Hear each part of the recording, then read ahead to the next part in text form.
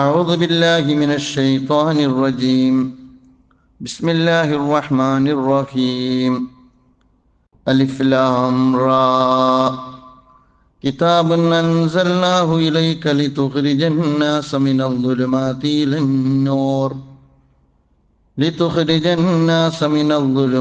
إلى النور بإذن ربهم إلى صراط العزيز الحميد. صدق الله العظيم.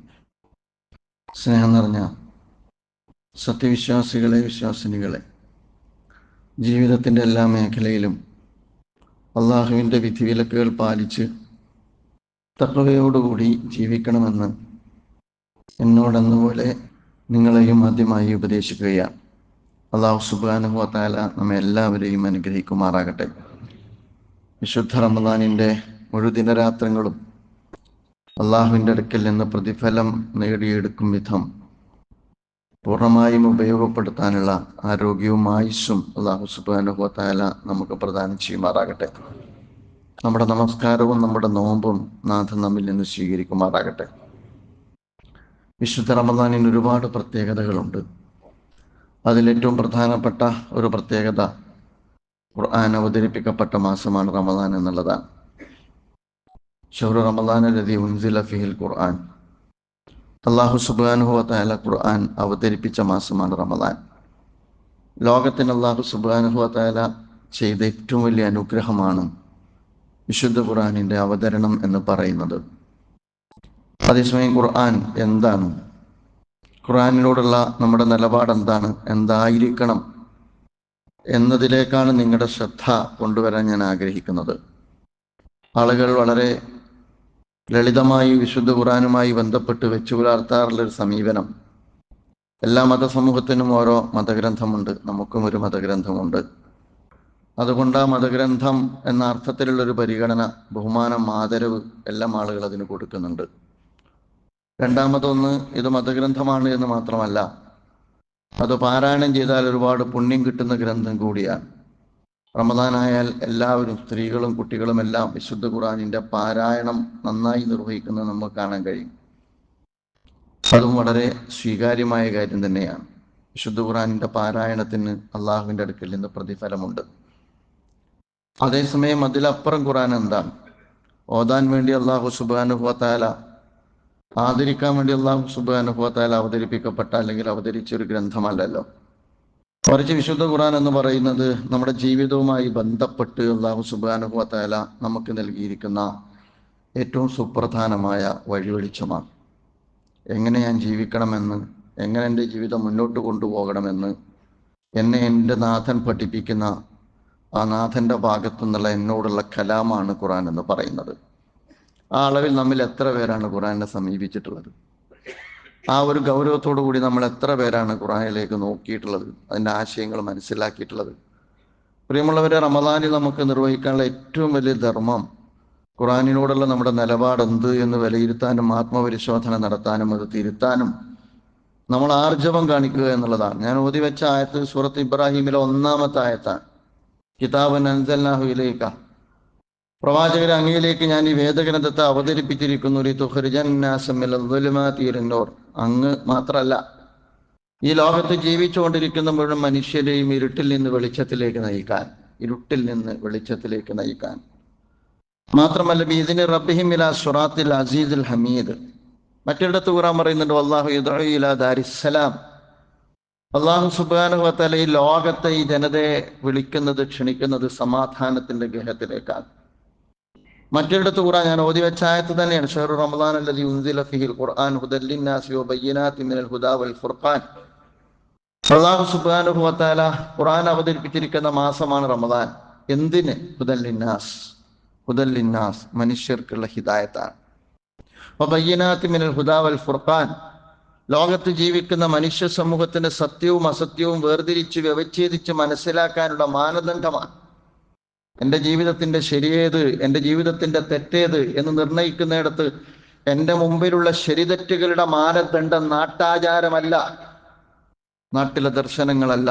എൻ്റെ ശരിതെറ്റുകളുടെ മാനദണ്ഡം എന്നെ സൃഷ്ടിച്ച നാഥനായ അല്ലാഹു സുബ്ഹാനഹു വ തആല എനിക്ക് അവതരിപ്പിച്ചു തന്നിരിക്കുന്ന വേദഗ്രന്ഥത്തിലൂടെ നൽകിയിരിക്കുന്ന വിദ്യാഭ്യാസമാണ്.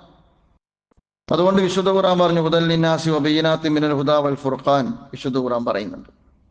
മറ്റിടത്ത് സൂറത്ത് ഇസ്രായേൽ 9-ാമത്തെ ആയത്തിൽ ഖുർആൻ പറയുന്നുണ്ട് ഇന്ന ഹാദൽ ഖുർആന യഹ്ദീ ലില്ലത്തി ഹിയ അഖ്വം.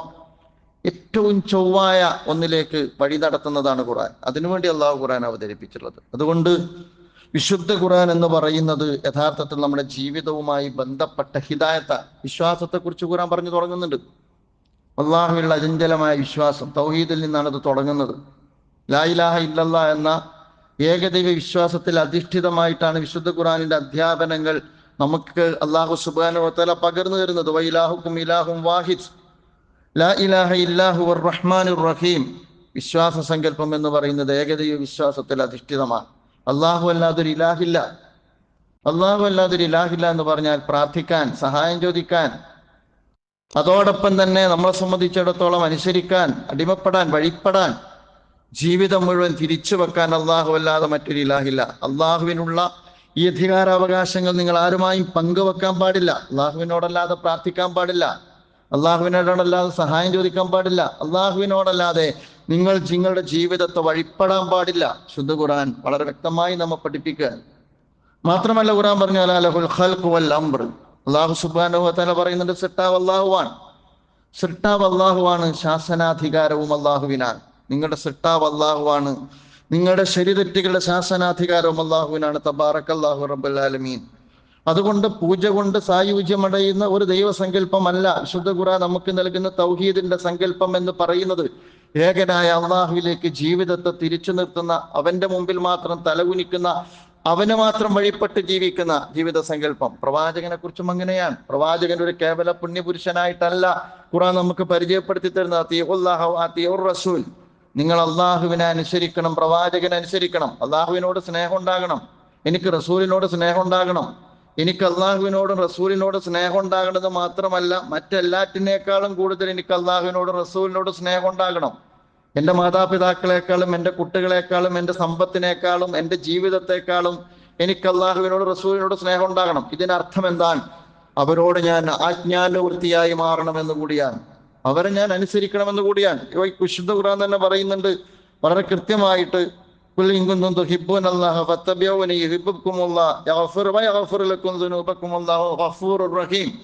നിങ്ങൾ അള്ളാഹുവിനെ ഇഷ്ടപ്പെടുന്നുവെങ്കിൽ എന്നെ പിൻപറ്റുക, അള്ളാഹുവിനെ ഇഷ്ടപ്പെടുന്നുവെങ്കിൽ പ്രവാചകനെ പിൻപറ്റുക. അപ്പൊ പ്രവാചകനോടുള്ള സ്നേഹം, അള്ളാഹുവിനോടുള്ള സ്നേഹം, അവരോടുള്ള അനുസരണമാണ്. അപ്പോ ഖുർആൻ നമുക്ക് നൽകുന്നത്, അള്ളാഹുവിനെ കുറിച്ച് നമുക്ക് നൽകുന്ന ഒരു കാഴ്ചയും കാഴ്ചപ്പാടും എന്ന് പറയുന്നത് ആരാധന കൊണ്ട് സായുജ്യമടയുന്ന ഒന്നല്ല, ജീവിതം കൊണ്ട് സായുജ്യമടയേണ്ട ഒന്നാണ്. റസൂലിനെ പരിചയപ്പെടുത്തുന്നത് അങ്ങനെയാണ്. അതേപോലെ തന്നെ വിശുദ്ധ ഖുർആനിൽ സ്വലാത്തിനെ കുറിച്ച് പറയുന്നുണ്ട്, സൗമിന് നോമ്പിനെ കുറിച്ച് പറയുന്നുണ്ട്, ഹജ്ജിനെ കുറിച്ച് പറയുന്നുണ്ട്, ദിക്റിനെ കുറിച്ച് പറയുന്നുണ്ട്, തഖ്വയെ കുറിച്ച് പറയുന്നുണ്ട്, തസ്ബീഹിനെ കുറിച്ച് പറയുന്നുണ്ട്, ഒരുപാട് കാര്യങ്ങൾ പറയുന്നുണ്ട്. അതിനർത്ഥം അള്ളാഹുവിലും അവന്റെ പ്രവാചകനിലും വിശ്വസിച്ചതിന്റെ അടിസ്ഥാനത്തിലുള്ള ഒരു മത സാംസ്കാരിക പദ്ധതി എന്നല്ല, സമഗ്രമായ ജീവിത വീക്ഷണം എന്നതാണ്. ഖുർആൻ മുന്നോട്ട് വെക്കുന്നത് സമഗ്രമായ ഒരു ജീവിത വീക്ഷണം എന്നുള്ളതാണ്. മനുഷ്യനെ കുറിച്ച് ഖുർആൻ പറയുന്നത് നിങ്ങൾ നോക്ക്. ഞാൻ പറയുന്നത് ഈ കാലഘട്ടത്തിൽ ഏറെ സാമൂഹ്യ പ്രാധാന്യമുള്ളതാണ് വിശുദ്ധ ഖുർആന്റെ മനുഷ്യനെ കുറിച്ചുള്ള കാഴ്ചപ്പാട് എന്ന് പറയുന്നത്. വലഖദ് കറംനാ ബനി ആദം. ആദമിന്റെ മക്കളെ ഞാൻ ആദരിച്ചിട്ടുണ്ട് എന്നാണ് ഖുർആൻ പറഞ്ഞത്. ആദമിന്റെ മക്കൾ എന്ന് പറഞ്ഞാൽ മനുഷ്യരാണ്. മനുഷ്യരെ ദൈവം ആദരിച്ചിരിക്കുന്നു, അള്ളാഹു ആദരിച്ചിരിക്കുന്നു. മനുഷ്യരെ അള്ളാഹു ആദരിച്ചിരിക്കുന്നു എന്ന് പറഞ്ഞാൽ എല്ലാ മനുഷ്യരും അള്ളാഹു ആദരിച്ച സൃഷ്ടിയാണ് എന്നുള്ളതാണ്. അള്ളാഹു ആദരിച്ച സൃഷ്ടിയെ ആദരിക്കുക എന്നുള്ളത് നമ്മുടെ ബാധ്യതയാണ് എന്നുള്ളതാണ്. അത്തരമൊരു സാമൂഹ്യ സങ്കല്പത്തിന്റെ ഏറ്റവും വലിയ സന്തോഷകരമായ സാമൂഹ്യ അവസ്ഥ എന്ന് പറയുന്നത് മനുഷ്യര് പരസ്പരം മാനിക്കുമെന്നുള്ളതാണ്. ഈ കാലത്ത് അതിനൊരുപാട് പ്രസക്തിയുണ്ട്. വംശം, ദേശം, ഭാഷ, അതുപോലെ തന്നെ ജാതി, വർണ്ണം, ഇതെല്ലാം മനുഷ്യർക്കിടയിൽ അതിരടയാളങ്ങളായി മാറിക്കൊണ്ടിരിക്കുന്ന ഒരു കാലത്ത് വിശുദ്ധ ഖുർആൻ മനുഷ്യനെ കുറിച്ച് പറയാൻ, മനുഷ്യൻ അള്ളാഹു ആദരിച്ച സൃഷ്ടിയാണ്. മാത്രമല്ല ഖുർആൻ പറയുന്നുണ്ടല്ലോ, നിങ്ങൾക്ക് ആർക്കെങ്കിലും വിശുദ്ധി അവകാശപ്പെടാനുണ്ടെങ്കിൽ, മഹത്വം അവകാശപ്പെടാനുണ്ടെങ്കിൽ അത് ജാതി ശ്രേണിയിലെ ഏറ്റവും ഉയർന്ന തലത്തിൽ ജനിച്ചു എന്നുള്ളത് കൊണ്ട് കിട്ടുന്നതല്ല, ഇന്ന കുടുംബത്തിൽ ജനിച്ചു എന്നുള്ളത് കൊണ്ട് കിട്ടുന്നതല്ല, ഇന്ന തറവാട്ടിൽ ജനിച്ചു എന്നുള്ളത് കൊണ്ട് കിട്ടുന്നതല്ല. മറിച്ച് ഇന്ന അക്രമക്കും ഇന്ദല്ലാഹി അത്കാക്കും, അള്ളാഹുവിനോട് ഏറ്റവും വഴിപ്പെട്ട് ജീവിക്കുന്ന ജീവിതം കൊണ്ട് ജീവിതം സംസ്കരിച്ച് മനുഷ്യ സമൂഹത്തിന് മാതൃകായോഗ്യമായ ജീവിതം നയിക്കുന്നവനാണ് അള്ളാഹുവിന്റെ അടുക്കൽ ഏറ്റവും മഹത്വമുള്ളവൻ. ജന്മം കൊണ്ടല്ല, വിശ്വാസം കൊണ്ടും കർമ്മം കൊണ്ടുമാണ്. ജന്മം കൊണ്ട് ഒരാൾ മഹാനാവുകയും അതുപോലെ തന്നെ ജന്മം കൊണ്ട് ഒരാൾ അധമനാവുകയും ചെയ്യുന്ന അപകടകരമായ ഒരു സാമൂഹ്യ കാഴ്ചപ്പാട് ആധുനിക നാഗരികതയിലും വെച്ചു പുലർത്തുന്ന സാമൂഹ്യ ക്രമത്തിനകത്താണ് അള്ളാഹു പറയുന്നത് മനുഷ്യൻ അള്ളാഹു ആദരിച്ച സൃഷ്ടിയാണ്, മഹത്വം വിശ്വാസം കൊണ്ടും കർമ്മം കൊണ്ടുമാണ് എന്ന് വിശുദ്ധ ഖുർആൻ നമ്മെ പഠിപ്പിക്കുന്നത്. അതുകൊണ്ടാണ് ഖുർആൻ പറഞ്ഞത് അള്ളാഹു പവിത്രമാക്കിയ മനുഷ്യനെ നിങ്ങൾ അന്യായമായി കൊല്ലരുത് എന്ന് ഖുർആൻ പറയുന്നുണ്ട്. അള്ളാഹു പവിത്രമാക്കിയ മനുഷ്യൻ പവിത്രമാണ്, എൻ്റെ രക്തം പവിത്രമാണ്, എൻ്റെ ശരീരം പവിത്രമാണ്, എൻ്റെ സമ്പത്ത് പവിത്രമാണ്.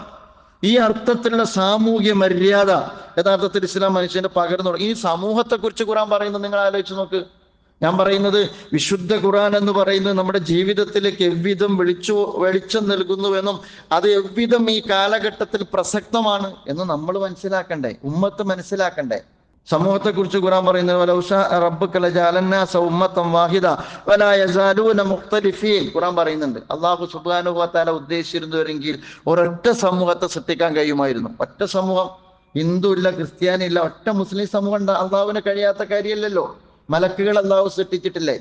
മലക്കുകൾക്ക് അള്ളാഹുവിന്റെ ആജ്ഞാനുവൃത്തികൾ മാത്രമാകാനല്ലേ കഴിയുള്ളൂ. മനുഷ്യനെ അള്ളാഹു സൃഷ്ടിച്ചത് അങ്ങനെയല്ലല്ലോ.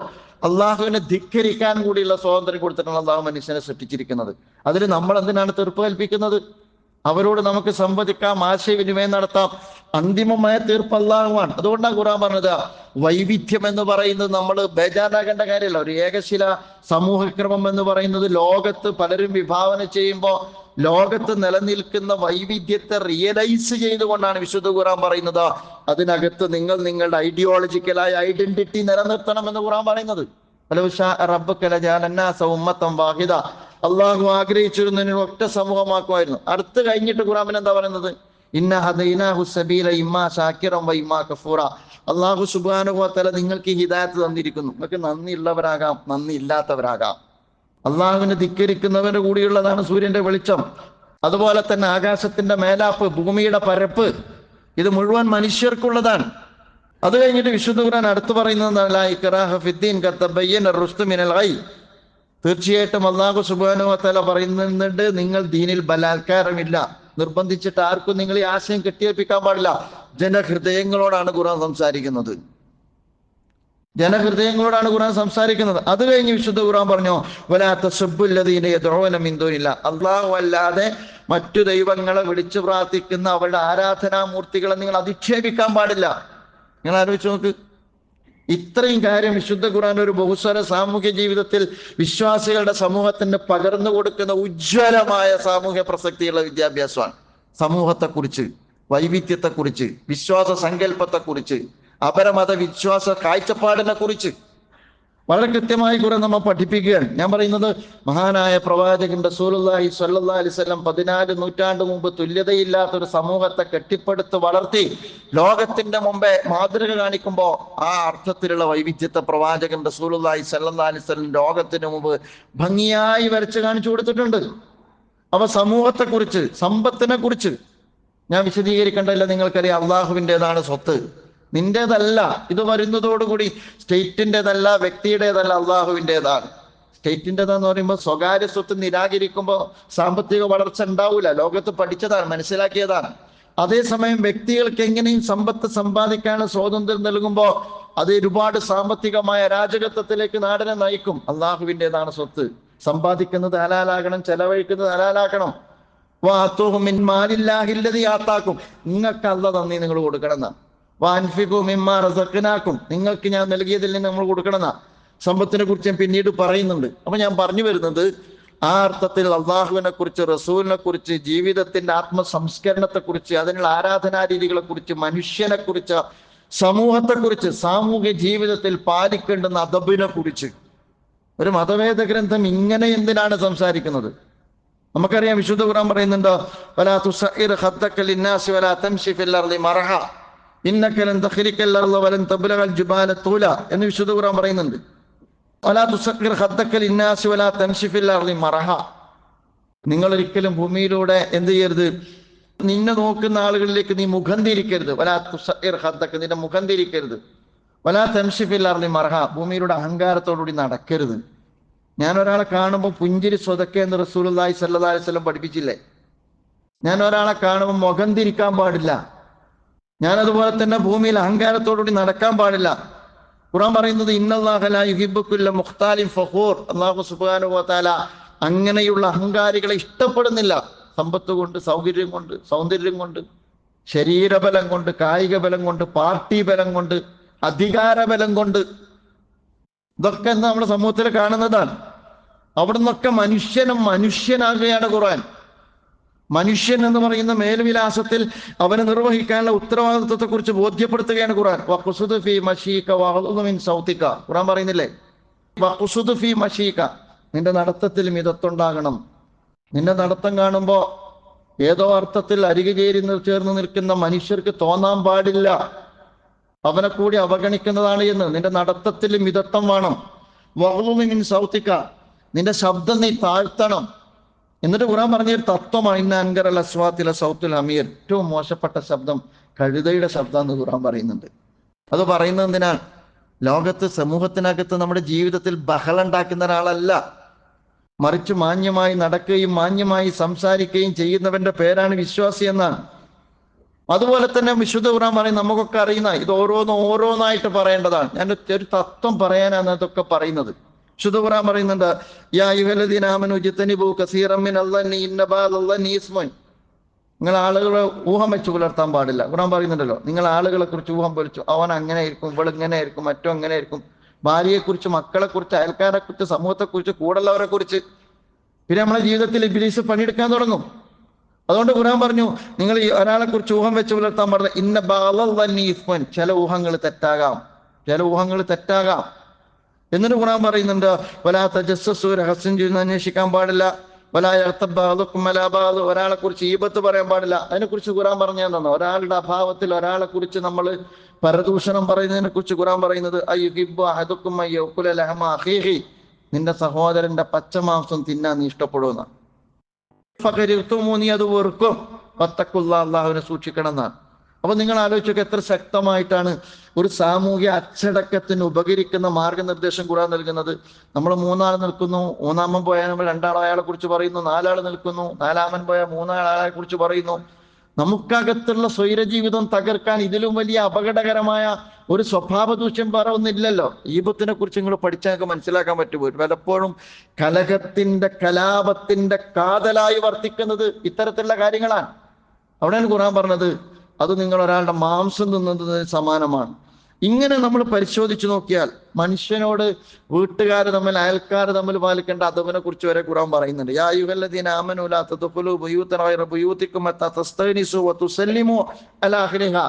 അയൽക്കാരന്റെ വീട്ടിലേക്ക് നീ കയറി ചെല്ലുമ്പോൾ സലാം ചെല്ലാതെ കയറി ചെല്ലരുത്, അനുവാദമില്ലാതെ കയറി ചെല്ലരുത്. ദാലികും ഖൈറുൽ ലക്കും ലഅല്ലക്കും തദക്കറൂൻ, അതാണ് നിങ്ങൾക്ക് ഏറ്റവും ഉത്തമമായിട്ടുള്ളത്. എന്നിട്ട് ഖുർആൻ പറയാൻ, ഫഇല്ലം തജിദൂ ഫീഹി അഹദൻ ഫലാ തദ്ഖുലൂഹാ ഹത്താ യൂദന ലക്കും.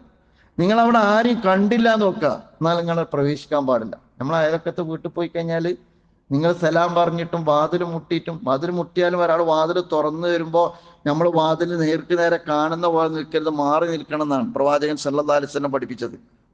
സാമൂഹ്യ ജീവിതത്തിന്റെ ഒരുപാട് അദബുകൾ. അങ്ങനെ വാതിൽ തുറന്നു വന്നിട്ട് ഒരാൾ പറയാം നിങ്ങളിപ്പോ പൊയ്ക്കോ എന്ന് പറഞ്ഞാൽ നമ്മൾ തിരിച്ചു പോരണം എന്നാണ്. ജനല് തുറന്നിട്ട് പറയാം നിങ്ങളിപ്പോ പൊയ്ക്കോ എന്ന് പറഞ്ഞാൽ തിരിച്ചു പോരണം എന്നാണ്. വിശുദ്ധ ഖുർആൻ പറയുന്നത്, നിങ്ങൾ നിങ്ങൾ അങ്ങോട്ട് ചെന്നിട്ട് ആരെയും കണ്ടിട്ടില്ലെങ്കിൽ നിങ്ങൾ അങ്ങോട്ട് പോകരുത്. ഹത്താ യൂദന ലക്കും, അനുവാദം കിട്ടുന്നത് വരെ.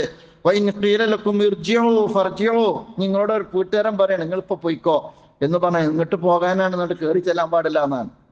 നിങ്ങളോട് മടങ്ങാൻ പറഞ്ഞാൽ മടങ്ങണം. ഹുവ അസ്കാ ലക്കും, അതാണ് നിങ്ങൾക്ക് ഏറ്റവും ഉത്തമം, ഏറ്റവും അസ്കായിട്ടുള്ള, ഏറ്റവും സാംസ്കാരികമായി നിങ്ങൾ ഉയർന്ന നിലവാരം അതാണ്.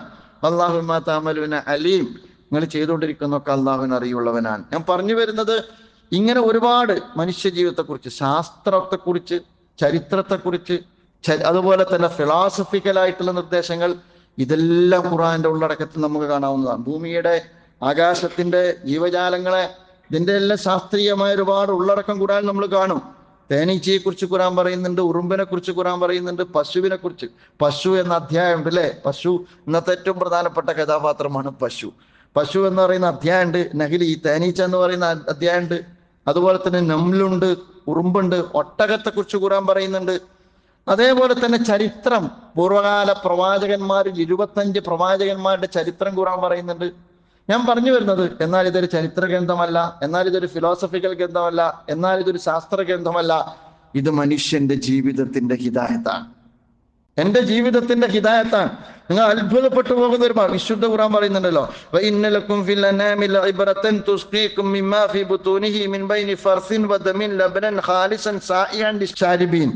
വിശുദ്ധ ഖുർആൻ പറയുന്നുണ്ട്, പാലിനെ കുറിച്ചുള്ള ഒരു പ്രയോഗമാണ് സൂറത്തുൻ നഹലിൽ. പാലിനെ കുറിച്ചുള്ള ഖുർആന്റെ പ്രയോഗം അതെന്താണെന്ന് വെച്ചാൽ, വഇന്നലക്കും ഫിൽ അനാമി ലഇബ്റത്തുൻ, നിങ്ങൾക്ക് മൃഗങ്ങളിൽ പഠിക്കാൻ പാഠമുണ്ട്. അള്ളാഹു എவ்விധമാണ് നിങ്ങളെ ഈ ഭൂമിയിൽ സൃഷ്ടിച്ച് പരിപാലിക്കുന്നത് എന്നതിൻ്റെ ഒരു ഉദാഹരണവും അതിനപ്പുറം ഒരു ദൃഷ്ടാന്തവുമായിട്ട് ഖുർആൻ പറയാൻ. മൃഗങ്ങളിൽ നിങ്ങൾക്ക് പാഠമുണ്ട്. എന്നിട്ട് ഖുർആൻ പറഞ്ഞെന്താണോ, നുസ്ഖീക്കും മിമ്മാ ഫീ ബുത്തൂനിഹി, അതിൻ്റെ വയറ്റിൽ നിന്ന് നിങ്ങളെ കുടിപ്പിക്കുന്ന പാല്. അതിൻ്റെ പ്രത്യേകത മിൻബൈനി ഫർസിൻ വദ്ദമി, ചാണകത്തിനും രക്തത്തിനും ഇടക്കാണ് നിങ്ങൾക്ക് അള്ളാഹു ആ പാല് സജ്ജീകരിച്ചിരിക്കുന്നത്. ചാണകത്തിനും രക്തത്തിനും ഇടക്ക്. ഖാലിസൻ സാബി അൻ ലിശ്ശാരിബീൻ, കുടിക്കുന്നവർക്ക് സ്വാദിഷ്ടമായ ഔഷധ ഗുണമുള്ള ആ പാനീയം. അപ്പൊ ചാണകത്തിനും രക്തത്തിനും ഇടയ്ക്ക് എന്ന് പറയാൻ കാരണം എന്താ, പുല്ല് തിന്നുന്ന പിണ്ണാക്ക് തിന്ന ഒരു പശുവിനെ സംബന്ധിച്ചിടത്തോളം അത് കുറെ ചാണകമായിട്ട് പോകും, കുറെ അതിന്റെ രക്തത്തിലേക്കുള്ള അതിന്റെ ഊർജ്ജമായിട്ട് പോകും. ഇതിനിടക്ക് നിന്ന് അല്ലാഹു സുബ്ഹാനഹു വ തആല നിങ്ങൾക്കുള്ള തെളിമയാർന്ന പാല് ഉൽപ്പാദിപ്പിക്കുന്നു എന്നതിനെ കുറിച്ചാണ് ഖുർആൻ പറയുന്നത്. വിശുദ്ധ ഖുർആനിൽ അങ്ങനെ ചിന്തിക്കാനും അതുപോലെ തന്നെ വളരാനും ഉയരാനുമുള്ള ഒരുപാട് സൂചനകളുണ്ട്. തേനീച്ചയെ കുറിച്ച് ഖുർആൻ പറയുന്നത് കേട്ടില്ലേ? തേനീച്ചയെ കുറിച്ച് പറയുന്നുണ്ട്, വൗഹ റബ്ബുക ഇലൻ നഖ്ലി അൻ ഇത്തഖ്ലി മിനൽ ജിബാലി ബുയൂതൻ വമിനശ് ശജരി വമിമ്മാ യഅരിശൂൻ. ഖുർആൻ പറയുന്നത് തേനീച്ചയോട് അല്ലാഹു സുബ്ഹാനഹു വ തആല വഹി കൊടുത്തു. വഹി കൊടുത്തു പറഞ്ഞാൽ വിദ്യാഭ്യാസം കൊടുത്തു. തേനീച്ചക്ക് കൂടുകൂട്ടാനുള്ള വിദ്യാഭ്യാസം പർവ്വതങ്ങളിലും അതുപോലെ തന്നെ മണ്ണുകളിൽ പടർന്നു വരുന്ന വള്ളികളിലും അതുപോലെ തന്നെ മരങ്ങളിലും കൂടുകൂട്ടുക എന്ന് അള്ളാഹു വഹി കൊടുത്തു എന്നാണ്. പറവകൾക്ക് പറക്കാനുള്ള വഹി, അതുപോലെ തന്നെ മത്സ്യങ്ങൾക്ക് നീന്താനുള്ള വഹി, അതുപോലെ തന്നെ ജനിച്ചു വീഴുന്ന കുഞ്ഞിന് മാതാവിന്റെ അമ്മിഞ്ഞപ്പാല് മാറിടത്തിൽ നിന്ന് നുകരാനുള്ള വഹി. ആരാ പഠിപ്പിച്ചത്? അള്ളാഹു പഠിപ്പിച്ചതാണ്, പടച്ചറപ്പ് പഠിപ്പിച്ചതാണ്, അള്ളാഹുവിന്റെ ഇൽഹാമാണ്. കുട്ടി എങ്ങനെയാണ് നമ്മൾ വെക്കുമ്പോഴേക്ക് ഉമ്മയുടെ മാറിടത്തിൽ നിന്ന് അമ്മിഞ്ഞപ്പാല് നുകരുന്നത്? കാട്ടുപോത്ത് പ്രസവിക്കുമ്പോഴേക്ക് എന്തുകൊണ്ടാണ് കാട്ടുപോത്തിന്റെ കുഞ്ഞ് നാവ് കൊണ്ട് അതിനെ നക്കി തുടക്കുന്നതിന് മുമ്പിൽ നിന്ന് ഓടി അകലുന്നത്? അതിന്റെ തൊലിയുരിയുന്നതിനറിയാം. ആരാ പഠിപ്പിച്ചത്? അപ്പോ നമ്മൾ മനസ്സിലാക്കേണ്ടത് ആ ഒരു അർത്ഥത്തിൽ തേനീച്ചക്ക് അല്ലാഹു പഠിപ്പിച്ചു കൊടുത്താണ്. അതിനെക്കുറിച്ച് ഖുർആൻ പറയുന്നുണ്ട്. ഈ പറയുന്ന കൂടുണ്ടാക്കാൻ പറഞ്ഞു, സുമ്മ കുലീ മിൻ കുല്ലി സമറാത്തിൻ ഫസ്ലുകി സുബുലൻ സുബുല റബ്ബിക ദുലലൻ. അല്ലാഹു സുബ്ഹാനഹു വ തആല അതിനോട് പറഞ്ഞു, നീ നിന്റെ വഴിയെ പ്രവേശിക്കുക, നിനക്ക് അള്ളാഹു ഒരുക്കി തന്ന വഴികളിലൂടെ സഞ്ചരിക്കുക. ഈ വഴിയെ കുറിച്ച് തന്നെ ഒരുപാട് പഠനമുണ്ട്. ഈ പറയുന്ന ഈ തേനീച്ചയെ കുറിച്ച് പറയുന്നത് റാൻഡമായി പറക്കില്ലാണ്, ക്രമരഹിതമായിട്ട് അത് പറക്കൂലാണ്. അതിന്റെ നാവിഗേഷൻ എന്ന് പറയുന്നത് വളരെ കൃത്യമായിട്ട് സൂര്യ ദിശ നിർണയിച്ചുകൊണ്ടാണ് അതിന്റെ നാവിഗേഷൻ അത് സെറ്റപ്പ് ചെയ്തിരിക്കുന്നത്. ഒരു മെന്റൽ മാപ്പ് അതിനുണ്ടാവുന്നതാണ്. മാത്രമല്ല അതിനെ സംബന്ധിച്ചിടത്തോളം അത് ഏതോ അർത്ഥത്തിൽ അതിൻ്റെ പൂവും പൂമ്പൊടിയും കണ്ടു കഴിഞ്ഞാൽ പിന്നീട് അത് അതിൻ്റെ കൂട്ടിലേക്ക് തിരിച്ചു വന്ന് അതിൻ്റെ ഈ തേനീച്ച കൂട്ടത്തിനിടക്ക് നൃത്തം വെക്കുന്ന വാഗിൾ ഡാൻസ് എന്ന് പറയുന്ന എട്ടാകൃതിയിൽ അത് നൃത്തം വെക്കും. ആ വെട്ടാകൃതിയിൽ നൃത്തം വെക്കുന്നതിനെ കുറിച്ച് പറയുന്നത്, അത് ഈ പറയുന്ന അതിൻ്റെ ഫുഡ് അല്ലെ തേൻ നുകരാൻ പറ്റുന്ന തേനീച്ചക്ക് തേൻ നുകരാൻ പറ്റുന്ന സ്ഥലം ഐഡന്റിഫൈ ചെയ്യുന്നു, ദൂരം ഐഡന്റിഫൈ ചെയ്യുന്നു, ദിശ ഐഡന്റിഫൈ ചെയ്യുന്നു, അതിന്റെ ക്വാളിറ്റി ഐഡന്റിഫൈ ചെയ്യുന്നു. ആ അർത്ഥത്തിൽ അതിന്റെ തേനീച്ചക്ക് അല്ലാഹു സുബ്ഹാനഹു വ തആല കൊടുത്തിരിക്കുന്ന GPS എന്ന് പറയുന്നത് നമുക്ക് ഒരുപാട് പഠിക്കാൻ വക നൽകുന്നതാണ്. കാറ്റും കോളും മഴയും കാർമേഘവും ഉണ്ടെങ്കിലും അത് അതിന്റെ ദിശയിൽ എത്തുകയും അത് നുകരുകയും അത് തിരിച്ച് അതിന്റെ അനുയായികളുമായി പോരുകയും ചെയ്യും. പിന്നെ റാണിയാണ്, രാജാവല്ല. ഖുർആൻ പറയുന്നത് നിങ്ങൾ ശ്രദ്ധിച്ചില്ലേ? സുമ്മ കുലീ മിൻ കുല്ലി സമറാത്തി ഫസ്ലുകീന. പെണ്ണിനോടാ പറയുന്നത്, പെൺതേനീച്ചയോടാ ഖുർആൻ പറയുന്നത്. സുമ്മ കുലീ മിൻ കുല്ലി സമറാത്തിൻ ഫസ്ലുകീ സുബുല റബ്ബിക ദുലലൻ. നീ നിനക്കുള്ള ആഹാരം നീ തേടുക, നിനക്ക് നിശ്ചയിച്ച മാർഗത്തിലൂടെ നീ സഞ്ചരിക്കുക, എന്നിട്ട് നീ ആഹാരം നുകരുക. എന്നിട്ട് വിശുദ്ധ ഖുർആൻ പിന്നെ പറയുന്നത്, യഖ്റുജു മിൻ ബുതൂനിഹാ ശറബുൻ മുഖ്തലിഫ് അൽവാനുഹു ഫീഹി ശിഫാഉൻ ലിന്നാസി ഇന്ന ഫീ ദാലിക ലആയാതിൻ ലിഖൗമി യതഫക്കറുൻ. അതിൻ്റെ വയറ്റിൽ നിന്ന് വരുന്ന, നേരത്തെ മൃഗത്തിന്റെ കാര്യം പറഞ്ഞ പോലെ തന്നെ അതിൻ്റെ വയറ്റിൽ നിന്ന് വരുന്ന തേന് വ്യത്യസ്ത വർണ്ണത്തിലുള്ളതാണ്. അത് ശിഫയാണ്. തേന് ശിഫയാണ്, വ്യത്യസ്ത വർണ്ണത്തിലുള്ള തേന്, വിവിധ കളറുള്ള തേനുണ്ട്. അതുപോലെ തന്നെ അത് ശിഫയാണ്. ഞാൻ പറഞ്ഞു വരുന്നത് ഇതിനർത്ഥം ഇതൊരു ശാസ്ത്രഗ്രന്ഥമാണ് എന്നുള്ളതല്ല. മനുഷ്യനെ കുറിച്ച്, മനുഷ്യന്റെ ഭ്രൂണാവസ്ഥയെക്കുറിച്ച്, ചരിത്രത്തെക്കുറിച്ചൊക്കെ പറയും. പക്ഷെ അടിസ്ഥാനപരമായി ഈ അർത്ഥത്തിലുള്ള മനുഷ്യ നാഗരികതയുടെ വികാസത്തിന് അസ്ഥിവാരം പണിയുന്ന ഒരുപാട് സൂചനകൾ പ്രപഞ്ചത്തെക്കുറിച്ചും മനുഷ്യനെക്കുറിച്ചും ജീവജാലങ്ങളെക്കുറിച്ചും ജീവിതത്തെക്കുറിച്ചും വിശുദ്ധ ഖുർആൻ വിശദീകരിക്കുന്നുണ്ട് എന്നുള്ളതാണ്. ഈ നൂറ്റാണ്ടിൽ ഖുർആൻ വായിക്കുന്ന ഒരാൾക്ക് 14 നൂറ്റാണ്ടിന് മുമ്പ് വായിച്ചതിനേക്കാൾ വികാസം രൂപപ്പെടുത്തിയെടുക്കാൻ കഴിയുന്ന ശേഷി ഖുർആനുണ്ട് എന്നുള്ളതാണ്. ഖുർആൻ നമുക്കറിയാം, ഇന്നത്തെ ശാസ്ത്രീയമായ വികാസത്തിന്റെ അസ്ഥിവാരം എന്ന് പറയുന്നത് അറബികളായത് എന്തുകൊണ്ടാണെന്ന് ചോദിച്ചാൽ അവർ ഖുർആനിലൂടെ ചിന്തിച്ചത് കൊണ്ടാണ്, വിശുദ്ധ ഖുർആനിലൂടെ ചിന്തിച്ചത് കൊണ്ടാണ്. അപ്പൊ ആ ഒരു അർത്ഥത്തിൽ വിശുദ്ധ ഖുർആനിനെ നമ്മുടെ ഹിദായത്തായിട്ട് നമ്മൾ സ്വീകരിക്കുക എന്നുള്ളതാണ്.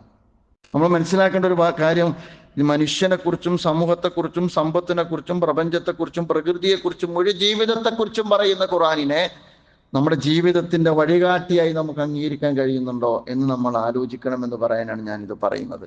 എൻ്റെ വ്യക്തി ജീവിതത്തെ, എൻ്റെ കുടുംബ ജീവിതത്തെ, എൻ്റെ സാമൂഹിക ജീവിതത്തെ, എൻ്റെ സാമ്പത്തിക ജീവിതത്തെ, എൻ്റെ സാമ്പത്തിക വ്യവഹാരങ്ങളെ, എൻ്റെ മനുഷ്യബന്ധങ്ങളെ എനിക്ക് ഖുർആനിന്റെ വെളിച്ചത്തിൽ ചിട്ടപ്പെടുത്താൻ കഴിയുക എന്ന് പറയുന്നത് ഈ റമദാൻ നമ്മോട് താല്പര്യപ്പെടുന്ന ഖുർആനിനോടുള്ള നമ്മുടെ സമീപന മാറ്റവുമായി ബന്ധപ്പെട്ട പ്രധാനപ്പെട്ട കാര്യമാണ് എന്ന് പ്രിയപ്പെട്ട സഹോദരന്മാരെ നമ്മൾ മനസ്സിലാക്കണം. മഹാനായ പ്രവാചകൻ റസൂലുള്ളാഹി സ്വല്ലല്ലാഹി അലൈഹി വസല്ലമയെ കുറിച്ച് ഉമ്മുൽ മുഅ്മിനീൻ ആയിഷ ബീവിയോട് ചോദിക്കുന്നുണ്ട്, യാ ഉമ്മുൽ മുഅ്മിനീൻ അൻബിഇനി അൻ ഖുൽഖി റസൂലില്ലാഹി സ്വല്ലല്ലാഹി അലൈഹി വസല്ലം, അള്ളാഹുവിന്റെ റസൂലിന്റെ സ്വഭാവത്തെ കുറിച്ചൊന്ന് പറഞ്ഞു തരാമോ എന്ന് ഉമ്മുൽ മുഅ്മിൻ ഉമ്മഹാത്തുൽ മുഅ്മിനീൻ ആയിഷ ബീവി റളിയല്ലാഹു അൻഹയോട് പ്രവാചകന്റെ അനുചരന്മാരിൽപ്പെട്ട ആളുകൾ ചോദിച്ചപ്പോൾ അവർ പറഞ്ഞ മറുപടി എന്താണ്? അന ഖുൽഖുഹു അൽ ഖുർആൻ എന്നാണ്. ഖുൽഖുഹു അൽ ഖുർആൻ, അദ്ദേഹത്തിന്റെ സ്വഭാവം ഖുർആനാണ്. നമ്മുടെ സ്വഭാവം ഖുർആനാകുന്നുണ്ടോ? നമ്മുടെ സ്വഭാവത്തെ ഖുർആനെ മുൻനിർത്തിക്കൊണ്ട് മാറ്റിപ്പണിയണമെന്ന് നമ്മൾ ആലോചിക്കാറുണ്ടോ? നമ്മുടെ ജീവിതം ഖുർആനാകാറുണ്ടോ? നമ്മുടെ ജീവിത സമീപനങ്ങൾ, നിർണായകമായ ജീവിതത്തിന്റെ ഒരുപാട് ഘട്ടങ്ങളിൽ നമ്മൾ എടുക്കുന്ന ജീവിത സമീപനങ്ങൾ ഖുർആനിന്റെ വെളിച്ചത്തിലാകണം എന്ന് നമുക്ക് കണിശത ഉണ്ടാകാറുണ്ടോ? ഞാൻ പറയുന്നത് ഈ റമദാൻ അതിലേക്ക് നമ്മളെ വഴി നടത്തണം എന്നുള്ളതാണ്. ഖുർആനിലേക്ക് വഴി നടത്തണം. ഖുർആനിലൂടെ നമ്മുടെ ജീവിതത്തെ വഴി നടത്താൻ നമുക്ക് പറ്റണം.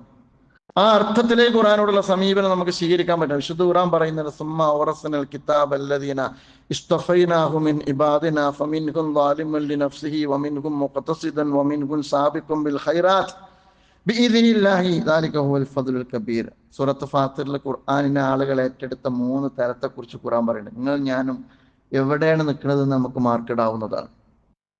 അല്ലാഹു സുബ്ഹാനഹു വ തആല അനന്തരമായി വിശുദ്ധ ഖുർആനിനെ എൻ്റെ ഇബാദുകളിൽപ്പെട്ട അടിമകളിൽപ്പെട്ട ആളുകൾക്ക് ഞാൻ അനന്തരമായി ഖുർആൻ ഏൽപ്പിച്ചിരിക്കുന്നു. തെരഞ്ഞെടുത്തവർക്ക് ഖുർആനെ തന്നിരിക്കുന്നു. ഉമ്മത്ത് മുസ്ലിമ, നമ്മൾ അതിലാണ് ഖുർആനുള്ളത്.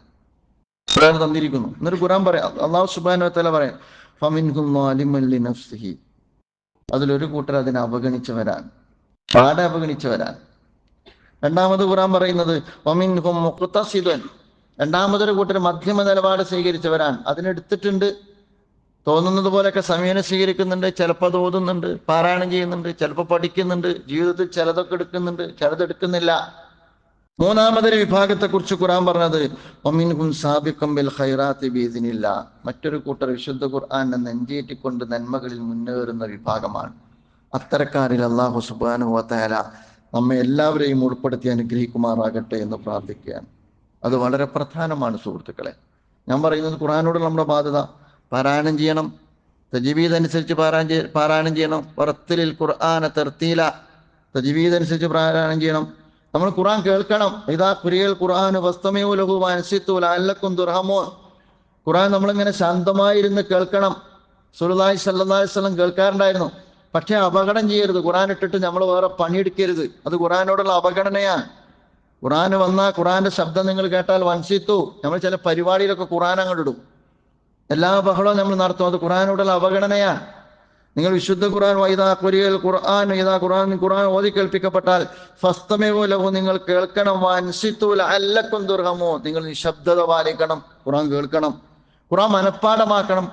ഖുർആന്റെ ഒരു അക്ഷരവും ഖുർആന്റെ ഒരു ആയത്തും ഖുർആനിന്റെ ഒരു സൂക്തവും മനസ്സിൽ ഹൃദയസ്ഥമാക്കാത്തവന്റെ വീട് തകർന്ന് ആളൊഴിഞ്ഞ് പൊടി പിടിച്ച് കിടക്കുന്ന വീട് പോലെയാണ് റസൂലുള്ളാഹി സ്വല്ലല്ലാഹി അലൈഹി വസല്ലം പഠിപ്പിച്ചിട്ടുണ്ട്. അല്ലാഹു നമ്മളെ കാത്തു രക്ഷിക്കുമാറാകട്ടെ. അപ്പൊ ഖുർആൻ മനഃപ്പാഠമാക്കണം. അതുപോലെ തന്നെ ഖുർആനിന്റെ അർത്ഥാശയങ്ങൾ മനസ്സിലാക്കേണ്ട. സൂറത്ത് യാസീൻ എന്താ പറഞ്ഞത്? ലിയുൻദിറ മൻ കാന ഹയ്യൻ വയഹിക്കൽ ഖൗലു അലൽ കാഫിരീൻ. എന്തിനാണ് ഖുർആൻ അവതരിപ്പിച്ചത്? ലിയുൻദിറ മൻ കാന ഹയ്യൻ, ജീവിച്ചിരിക്കുന്നവർക്കുള്ള മുന്നറിയിപ്പാണ്. ഖുർആൻ എന്തിനാണ് അവതരിപ്പിച്ചെന്ന് ഖുർആൻ പറയും. ഇത് നിഷേധിക്കുന്ന ആളുകൾക്ക് നാളെ ശിക്ഷ അള്ളാഹുവിന്റെ ഭാഗത്തു നിന്നുണ്ട് എന്ന് അവരെ മുന്നറിയിപ്പ് കൊടുക്കാൻ വേണ്ടി അള്ളാഹു സുബ്ഹാനഹു വ തആല അവതരിപ്പിച്ചതാണ്. ഞാൻ പറയുന്നത്, നമ്മൾ നെഞ്ചത്ത് കൈവച്ചിട്ട് നമ്മൾ ആലോചിക്കുക, ഞാൻ എൻ്റെ ഖുർആനിനോട് ഓതാനുള്ള ഒരു മതഗ്രന്ഥം എന്നതിനപ്പുറത്ത് ജീവിതത്തിൻ്റെ ഒരു വഴിവെളിച്ചം എന്ന അർത്ഥത്തിൽ ഞാൻ എത്ര ഗൗരവത്തോടു കൂടി എൻ്റെ ഖുർആനിനെ എൻ്റെ ജീവിതത്തോട്, ഞാൻ പറയുന്നത് നെഞ്ചോട് എന്ന് പറയുമ്പോൾ എൻ്റെ ജീവിതത്തോട്, എൻ്റെ ഹൃദയത്തോട്, എൻ്റെ സമ്പത്തിനോട്, എൻ്റെ കുടുംബത്തോട്, എൻ്റെ മക്കളോട്, എൻ്റെ ജീവിത സംസ്കാരത്തോട് ഞാൻ എത്രമാത്രം എൻ്റെ ഖുർആനെ ചേർത്ത് നിർത്തിയിട്ടുണ്ട് എന്ന് ഈ റമദാനിൻ്റെ ഖുർആൻ അവതരിപ്പിക്കപ്പെട്ട ഈ മാസത്തിൽ നമ്മളൊക്കെ ആത്മപരിശോധന നടത്തുക. ഒറ്റ കാര്യം കൂടി പറഞ്ഞാൽ നിർത്താം. റസൂലുള്ളാഹി സ്വല്ലല്ലാഹി അലൈഹി വസല്ലം പറയുന്നുണ്ട്, ഇഖ്റഉൽ ഖുർആൻ, നിങ്ങൾ ഖുർആൻ പാരായണം ചെയ്യണം. ഫഇന്നഹു യഅതി യൗമൽ ഖിയാമത്തി ശഫീഅൻ ലിഅസ്ഹാബിഹി. ഖുർആൻ ആണ് ശുപാർശ പറയും. രണ്ടെണ്ണം ശുപാർശ പറയുന്നതാണ്. അൽ ഖുർആനു വസ്സൗം, നോമ്പും, യശ്ഫഅനി ലിൽ അബ്ദ്, എൻ്റെ നോമ്പ് എനിക്ക് ശുപാർശ പറയും, എൻ്റെ ഖുർആനും എനിക്ക് ശുപാർശ പറയും. അലമാരയിൽ ജീവിതത്തിൽ ഒരു വിലയും കൽപ്പിക്കാതെ പ്രകടമായ ആദരവ് കൊണ്ട് മാത്രം ഖുർആനെ അവഗണിക്കുന്നവരെ എങ്ങനെയാണ് ഖുർആൻ ശുപാർശ ചെയ്യുക എന്ന് നമ്മൾ ആലോചിക്കണം. ജീവിതം കൊണ്ടൊരാദരവും കൊടുക്കാതെ നിങ്ങൾ ഖുർആന് എത്ര ആദരവ് കൊടുത്ത് എത്ര ചില്ലിനുള്ളിലാക്കിയാലും, വാഹനത്തിൽ യാസീൻ എഴുതി തൂക്കിയിട്ടാലും, കയറി ചെല്ലുന്നിടത്ത് നിങ്ങൾ ആയത്തുൽ കുർസി എഴുതി പതിച്ചാലും അതുകൊണ്ട് നമ്മൾ രക്ഷപ്പെടില്ല. ആ ഖുർആനെ പതിക്കേണ്ടത് നമ്മൾ മുസല്ലയിലല്ല, ഖുർആനെ പതിക്കേണ്ടത് ആയത്തുൽ കുർസിയായിട്ട് ചുമരിലല്ല, ഖുർആനെ പതിക്കേണ്ടത് ആയത്തുൽ കുർസിയായിട്ട് ഖുർആൻ കാറിൽ തൂക്കിയിടലല്ല. അതെല്ലാം എൻ്റെ ഹൃദയത്തിൽ മുദ്രണം ചെയ്യാൻ, എൻ്റെ ജീവിതത്തിലേക്ക് അതിൻ്റെ വെളിച്ചം പ്രസരിപ്പിക്കാൻ, അതുവഴി ആളുകൾക്ക് ഖുർആനിൻ്റെ സന്ദേശം ജീവിതം കൊണ്ട് പകർന്നു കൊടുക്കാൻ നമുക്ക് കഴിയുമ്പോഴാണ് നമ്മൾ ഖുർആനോട് നീതി പുലർത്തുന്നവരാവുക. അത്തരക്കാരിൽ അള്ളാഹു നമ്മെ എല്ലാവരെയും ഉൾപ്പെടുത്തി അനുഗ്രഹിക്കുമാറാകട്ടെ.